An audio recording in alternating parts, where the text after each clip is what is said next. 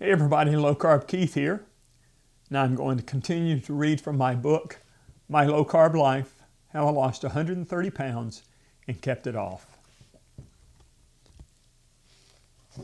Chapter 2, The Physical. By January 2016, I had been working at home for nearly 12 years. I was self-employed as a documentary filmmaker and video producer. Working for yourself certainly has its advantages, but it has its challenges too. One of the greatest challenges for me was financial. Running one's own business is not for the faint of heart, and I, like so many people, tend to eat when I am stressed. I've done that my entire life. After the first of the year rolled around, I knew I had gained significant weight. I purposefully never stepped on the bathroom scale because, to be honest, I didn't want to know what I weighed. I just knew that over the past couple of years, I had to buy bigger sizes in clothes. By this time, I was wearing 3XL shirts, and my pant size was a tight 52-inch waist.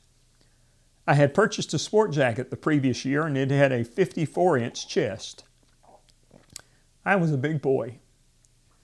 I had a feeling that I was the heaviest I had ever been in my life, but I had no idea how heavy. In February, I scheduled a physical exam at a new doctor's office. We really didn't have a family doctor at the time. We just went to the walk-in clinic whenever there was a problem. I had not had a physical in a number of years, and I wasn't a spring chicken anymore.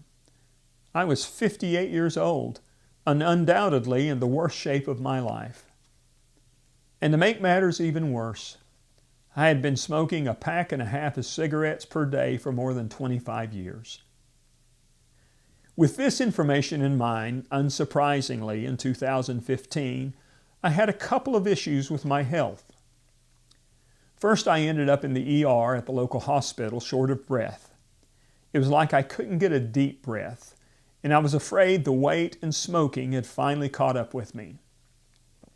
In the ER, the doctors measured my oxygen level, and it seemed to be where it needed to be, even though I was short of breath. They released me and told me I needed to see a lung and breathing specialist. I made my appointment with the specialist, and he did all kinds of tests on me. I was afraid I had chronic obstructive pulmonary disease, or COPD, from smoking for so many years. After thorough examination, he told me he didn't think it was COPD. He then pointed at my big belly and said, "I think that's your problem." Another time in 2015, I ended up in the ER with excruciating back pain.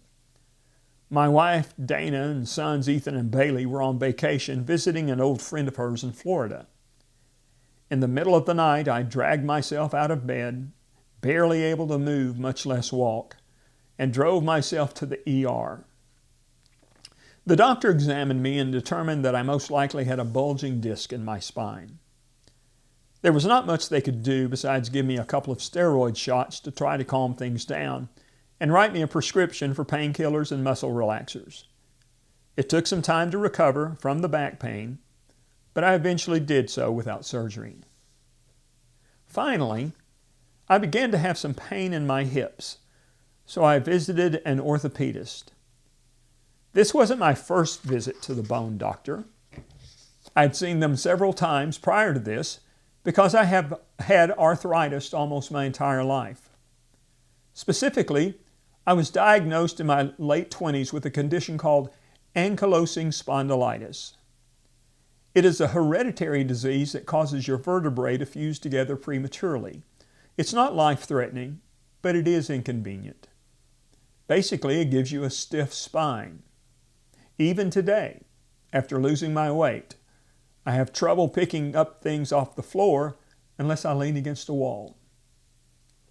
So the reality was, I was a mess. And I was about to visit my first general practitioner in years for a physical. Sometime in February 2016, I went in for my physical exam. As doctors' offices often do right after they call you back, they wanted to see how much I weighed, so I got on the scale. To say I was shocked would be a grand understatement. The scale read 292 pounds. I asked the nurse to weigh me again because I couldn't believe my eyes. She did so begrudgingly, and again the scale read 292 pounds. This was the heaviest I had ever been. Like I said before, I've always been heavy. I was always the fat kid. Though I did have a bit of a reprieve my senior year of high school when I got down to about 175 pounds before graduation. But after my first few years of college, I began to gain weight. The weight gain was slow at first, but eventually I settled into where I weighed about 240, give or take, for decades to follow. I was okay with that. I wasn't heavy enough that it really limited me from doing things that I wanted to do, but I was heavy enough to know that I really should have lost some weight. After the shock of finding out my weight, the nurse took me to a patient room and began to draw blood. Now, I'm not a big fan of needles, but I don't pass out at the sight of blood. After the blood was drawn, in walked the doctor. I'd never seen him before, and he was all business. He looked at my chart and then began to talk up to me about my health and my weight. I had a feeling this was coming, but at the same time, I couldn't help but notice that this doctor was about my size.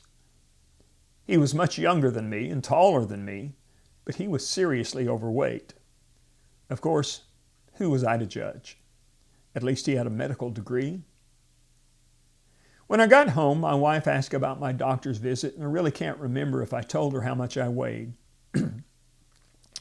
I'm certain I did right then, or that I told her not too long afterward. I was not only in shock about how heavy I'd gotten, but was also embarrassed about it. I was embarrassed out in public, thinking that there were those who were judging me, just like I had judged the doctor who examined me. A few days later, I received my blood work in the mail. Fortunately, I have pretty good genes. My dad lived until he was 91, and my mother lived until she was 88. There were no cases of cancer or serious heart disease in either one of them in their later years. Most of my blood work was where it needed to be. However, my glucose level and my cholesterol level were a little higher than normal. They weren't so high that I needed medication, but high enough to be concerned. Also, my blood pressure was higher than it needed to be.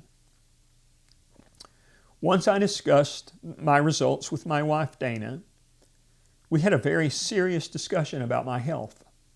She was concerned, as she should have been.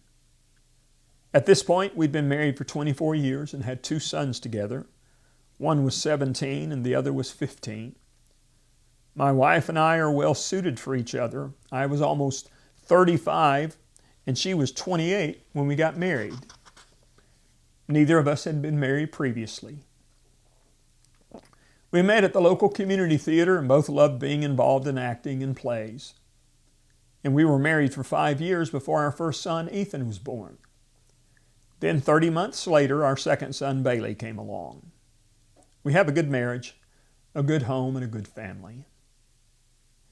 After thinking about what to say to me, my wife had, as what we call in the South, a come to Jesus meeting with me. With tears in her eyes, she expressed her fear of losing me and told me she wanted me to be around to share her life and watch our boys grow into men. I didn't take her words as criticism, but as words of genuine love and concern for me and for our family. I took her words to heart. So I began thinking seriously about what I needed to do to make this very important change to my life and to my health.